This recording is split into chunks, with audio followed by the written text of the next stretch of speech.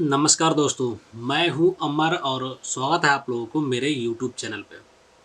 आज से 4-5 रोज़ पहले सुपौल में एक सम्मेलन का आयोजन किया गया था, एक महासभा का आयोजन किया गया था, जिसका नेतृत्व वहां पर किए थे सम्राट चौधरी, जो बीजेपी का एक बिहार में अगर कहा जाए तो मुख्यमंत्री का फेस उसको मिला हुआ है बीजेपी की तरफ से। जगह जगह पर अगर कोई भी सम्मेलन होता है, कहीं पर भी अगर सभा के आयोजन की जाती है पार्टी लेवल पे, तो बीजेपी पार्टी से सम्राट चौधरी ही सभा में आते हैं और अपना बात रखते हैं। उस सभा में हम भी गए थे। तो उस सभा की अगर बात की जाए तो वहाँ पर देखिए, कहने का मतलब अगर कोई भी पार्टी है, चाहे वो बीजेपी हो, राजद हो, जनता दल यूनाइटेड हो, कोई भी पार्टी है, तो उसकी बात हमेशा अपने पार्टी के फेवर में ही रहता है, ठीक है। लेकिन कहीं ना कहीं उसकी बात में थोड़ी बहुत जो हमको सच्चाई नज़र आई, तो वो ये बात थी कि उसका कहने का मतलब ये था, वो जब नीतीश कुमार के बारे में बात कर रहे थे तो बता रहे थे कि जब नीतीश कुमार की शादी फिक्स हुई थी, तो शादी यानी कि इंगेजमेंट किसी और के साथ, शादी किसी और के साथ, और शादी के बाद जो सुहाग रात किसी और के साथ, ये बात सम्राट चौधरी जी बोले थे। इसमें कहने का मतलब ऐसा नहीं कि शादी से रिलेटेड ही है, वहाँ पर उसका कहने का बात ये था कि एक टाइम था जब नीतीश कुमार बीजेपी के साथ मिलकर गठबंधन करके सत्ता में आए थे और उस टाइम मुख्यमंत्री बने थे, और उसके बाद जब दूसरी बार फिर सत्ता में आए तो बीजेपी के साथ ही थे। जब तीसरी बार की बारी आई तो वहाँ पर वो लालू प्रसाद यादव जी के साथ मिल करके सत्ता में आए, और कुछ टाइम के बाद दल बदल दिए थे, और उसके बाद फिर से दल बदल करके लालू प्रसाद यादव के ही साथ मिल गए।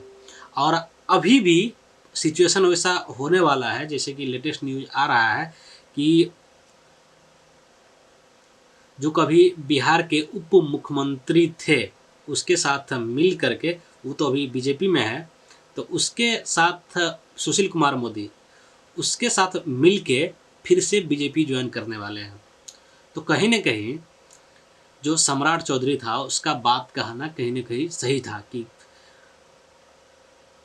सत्ता में कभी किसी और के साथ आया, कुछ टाइम किसी और के साथ रहा, फिर कुछ टाइम के बाद फिर सत्ता, यानी कि ये सत्ता के लोभी आदमी हैं कि जब भी जिधर से ही इसके हाथ में सत्ता आएगा उस पार्टी के ही समर्थन में लग जाते हैं।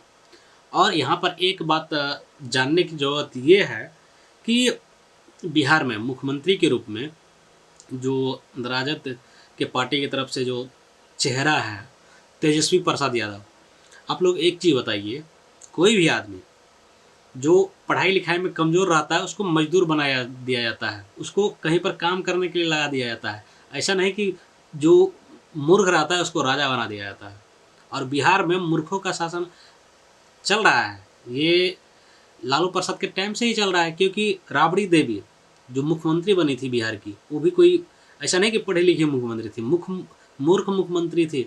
और इसका खामियाना अभी भी भुगतना पड़ रहा है हम लोगों को, जहाँ पर तेजस्वी प्रसाद यादव जो जिसको नम्मी फेल बोलते हैं, वो अभी मुख्यमंत्री का वो चेहरा राजद की तरफ से है। हम एक चीज़ पूछना चाहते हैं कि राजद में कोई ऐसा आदमी नहीं है जो पढ़ा लिखा हो, जो अच्छा खासा पढ़े लिखे हो, ऐसा कोई आदमी नहीं है। मान लीजिए जिस आदमी को खुद समझने की कहने का मतलब नम्मी फेल पे कोई कंपनी जॉब नहीं देता है, वो राज्य का मुख्यमंत्री बनेगा तो राज को क्या चलाएगा, राज को तो बेच के खा जाएगा। एक टाइम था जब तेजस्वी प्रसाद यादव जी बोलते थे कि हम मेरे कलम से जो पहला काम होगा ना, वो 10 लाख नौकरी जनरेट करना होगा बिहार में। लेकिन 10 लाख नौकरी तो नहीं जनरेट कर पाया जब उसके हाथ में सत्ता आई, लेकिन आदमी बेरोजगार बहुत हो गया। बिहार में CTET क्वालिफाई करने वाले बहुत सारे छात्र थे जो क्वालिफाई करके उसको 7वीं चरण का इंतज़ार था कि 7वीं चरण की भर्ती जब से ये स्टार्ट होगा हम लोग टीचर बन जाएंगे, जिस पे बहुत सारे आंदोलन भी हुए पटना में। लेकिन उसका रिजल्ट क्या मिला? बिहार में शिक्षक भर्ती में तो डिले होते ही गया, साथ में बीपीएससी जो भी आदमी बीपीएससी क्वालिफाई करेगा, मेरा कहने का मतलब ये है कि वो आदमी टीचर क्यों बनेगा?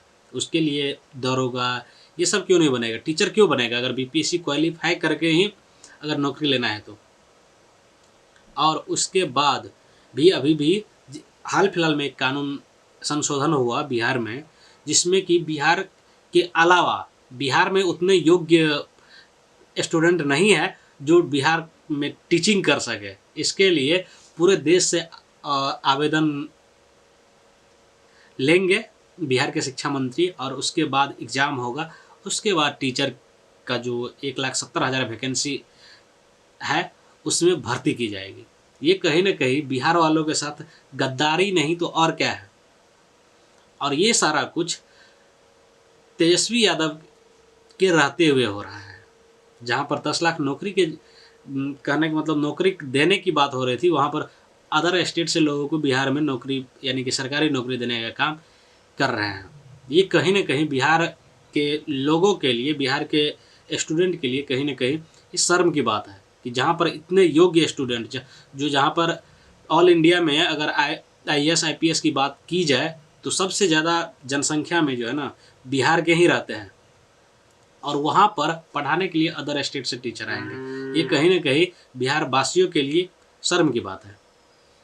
और एक बात बताइए कि मान लीजिए तेजस्वी प्रसाद यादव मुख्यमंत्री बनते हैं, इससे फायदा किसका होगा? आम लोगों का तो आज तक कभी फायदा हुआ नहीं है। जब से ये सत्ता में फिर से आए हैं, फिर से जंगल राज स्टार्ट हो गया है। और जब से जंगल राज स्टार्ट हुआ है, आए दिन बिहार में घटनाएं होती ही रहती है, ठीक है।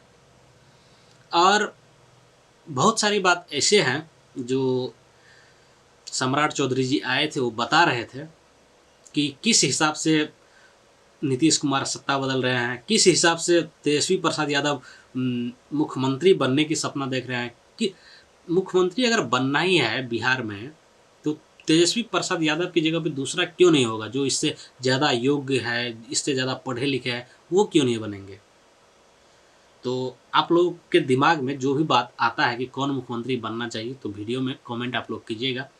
और भी जो बिहार में अभी बाढ़ का समय है यानी कि वर्षा का मौसम है, तो अभी के सिचुएशन से रिलेटेड आगे आने वाली वीडियो रहेगी।